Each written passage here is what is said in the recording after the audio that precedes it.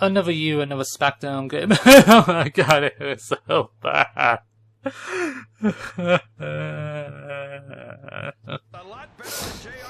Oh, I'll maintain my composure.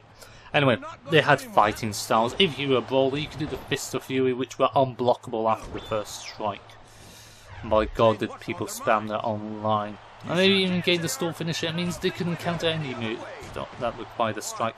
Meaning you could do the mounted punches that only brawlers had and just punch away or go at their face, and they wouldn't be able to counter with it.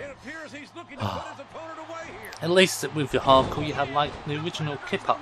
If you became bloody, you could kip up and gain a finisher and look like the Incredible Hulk. You could also use a steel chair and bang it across your head and gain some health back, which was alright. But to be fair, it was all about using Triple H and hauling him online. People using Rampage so they couldn't counter your moves, spamming high knees and grapple moves and running, and it was just, oh my god, it was just a pain in the ass. Dirty finishers, this was alright, but no one went dirty. No one really did. Although it was a nice feature to hold the ref back and push him. But if you were technical, you could block it. You could block any technical move if you had the technical stored. And you wouldn't even know until it said technically sound at the very end. Very, very, very cheeky. Submission Specialist had a new grapple system, the struggle submission, where you held it on. But if you held it on for too long, you would lose the submission. But if you didn't hold it long enough, they could escape. And submission guys were able to regenerate health from it. Submissions were pretty good actually, but other than that, it was poo. Showmans were able to steal opponents' finishers, just like Shane and Max doing in the same parking lot brawl from last year's. No changes. Swanton! 180-degree turn? How is that possible?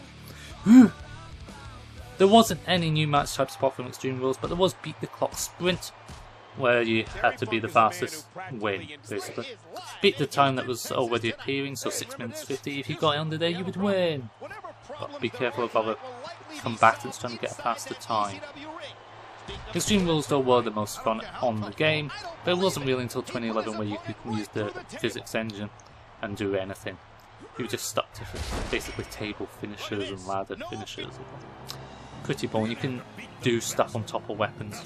Season mode, kinda crap, although they did try to mix it with General Manager mode, single player. They still had General Manager mode as its own separate entity, but here you could gain speed, stamina, as a daily routine, daily thing, but it would cost you fatigue. Little note of fact, there was no achievements on 360 for single player season mode. There was for the General Manager mode side of things, but not for single player. You could unlock things with Legend Progress. In fact, you could just skip the matches. You could skip from April right to WrestleMania, not do anything, and your Legend Progress would still go up. I did it with John Cena once and I got 20%. Although you were kind of hindered with the fact that you had to go through cutscenes like this from time to time when you're skipping, and like Smackdown 2 you would have to see every single match whether you won or lost, so it took a while to get to the end of a year even with skipping.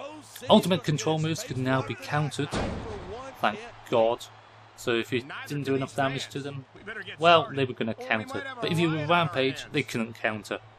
If you were one of those Power Man strong houses. It just wasn't a good game, folks. It was a nice feature, but it just didn't work. Obviously they adapted it to have abilities in future games where you could choose to be Springboard or Strongman or whatever you want to call them. Use hardcore moves and all that. Dirty pins, etc. But it just didn't work in 2008, unfortunately. I don't recommend picking it up, to be honest. It was the first time you see CM Punk though, and of course ECW. But just wasn't worth it, guys.